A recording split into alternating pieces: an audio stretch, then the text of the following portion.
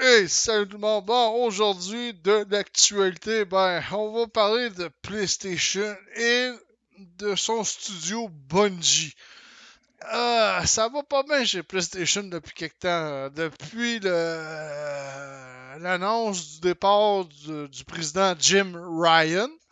Rien ne va plus chez PlayStation. Ils sont dans une période ils sont dans une période de turbulence. Littéralement, ils sont vraiment dans une période de turbulence présentement. Puis là, on va parler de Bungie. Pourquoi je dis actualité PlayStation? Ben, ce que j'ai dit, euh, PlayStation avait racheté le studio Bungie pour, je pense, 3,6 milliards de dollars dans ces eaux-là. Fait que c'est rendu un studio à PlayStation. Fait que licenciement Bungie Marathon et le prochain DLC de Destiny 2 repoussé. Oh, ça regarde vraiment pas bien par contre. Parce que le DLC de Destiny, le prochain DLC, était supposé de sortir cette année ou au début de l'année prochaine, si je ne m'abuse. Mais ça sera vraiment peut-être pas le cas. Fait que qu'est-ce qu'ils vont dire ici? C'est par l'intermédiaire de nos confrères de Bloomberg que nous apprenons une vague de licenciements au sein de Bungie. Par conséquent, le studio se voit contraint de retarder la sortie de la prochaine extension de Final Shape de Destiny 2 et de son prochain jeu Marathon. Ouais, Marathon est un jeu, soit dit en passant. Tu sais, c'est un peu bâtard comme titre, là. Une restructuration non sans conséquence. Ouais, non, ça va pas très bien. Déjà que ces deux gros titres-là sont retardés. Nous savons aujourd'hui que Sony est en plein bouleversement depuis quelque temps. De nombreux départs d'employés ou le départ de Jim Ryan en sont un exemple. Mais ces changements opérés au sein des murs du géant japonais ont également eu un impact sur leur dernière grosse acquisition, Bungie. Eh ouais. En effet, le studio fut racheté fin 2022 pour la somme de 3,6 milliards de dollars. Je ne m'étais pas trompé par contre pour le montant. C'est vu amputer d'une partie de ses effectifs sans que qu'on en connaisse exactement le nombre. Non, pour l'instant, on ne sait rien. Parmi ces femmes et hommes vers lesquels vos pensées vont, il y a une personne bien connue. Il s'agit de nul autre que Michael Salvatori, compositeur au sein de l'équipe depuis Halo Combat Evolved. Ouais, avec Martin O'Donnell, on lui doit les fabuleuses musiques de la première trilogie de Halo, dont son célèbre thème principal, ainsi que celle de Destiny et de sa suite. Bon, ça va pas très bien, hein? Il y a des gros noms, il y a des grosses têtes qui partent.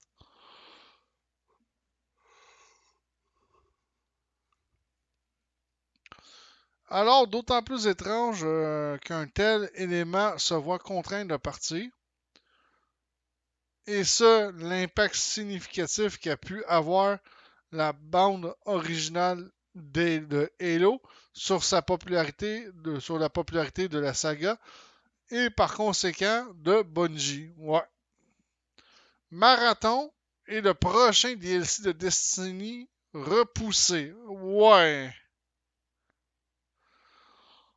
Les conséquences ne se font pas attendre et on apprend que la prochaine extension de Destiny 2, intitulée The Final Shape, sortira en juin 2024 au lieu de février. Bon, ouais, effectivement, c'est quelques mois de retard.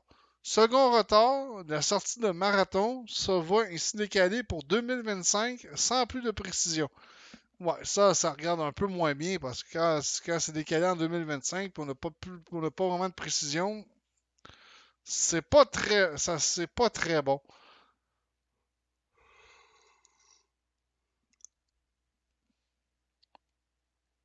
Rappelons que ce n'est pas un cas isolé et que malheureusement, ce genre de pratique est monnaie courante dans le secteur. Microsoft a procédé à une importante vague de licenciements plus tôt cette année. 343 Industries a ainsi dû se séparer de 60 employés. Ouais, ça c'est vrai aussi. Ça brasse beaucoup de ce temps-ci dans les studios de jeux vidéo. C'est assez fou. C'est même inouï. Cette année, 2023, est une des plus importantes en matière de contenu vidéoludique depuis quelques temps. Ben ouais, avec la pandémie, on avait de la misère à avoir avec la pandémie, les studios de jeux avaient beaucoup de mal à sortir les jeux. C'était normal. 2023, le beat normal a pas mal repogné. On voit pas trop de différence. Le beat s'est accéléré beaucoup, beaucoup. Malgré les nombreux succès critiques et commerciaux, les bénéfices qui en découlent, on déplore pour autant de nombreuses pertes d'emplois dans une industrie très compétitive. Ouais, mais c'est pas vraiment drôle. C'est quelque chose qu'on veut pas vivre. Et oui, de ce temps-ci, il y a beaucoup de pertes d'emplois dans les studios. Là, pourquoi? Mais une industrie, comme je dis, c'est une industrie qui est extrêmement compétitive. C'est fou.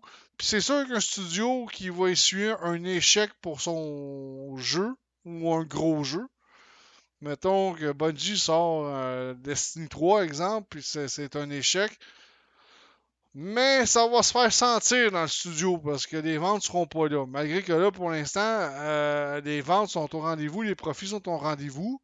Mais il y a une vague de licenciements. Fait que, ouais. Mais de ce côté-là, ça brasse pas mal. Puis là, c'est ça du côté PlayStation que ça brasse. On va essayer d'avoir le plus d'informations possible. Pour l'instant, c'est tout ce qu'on a.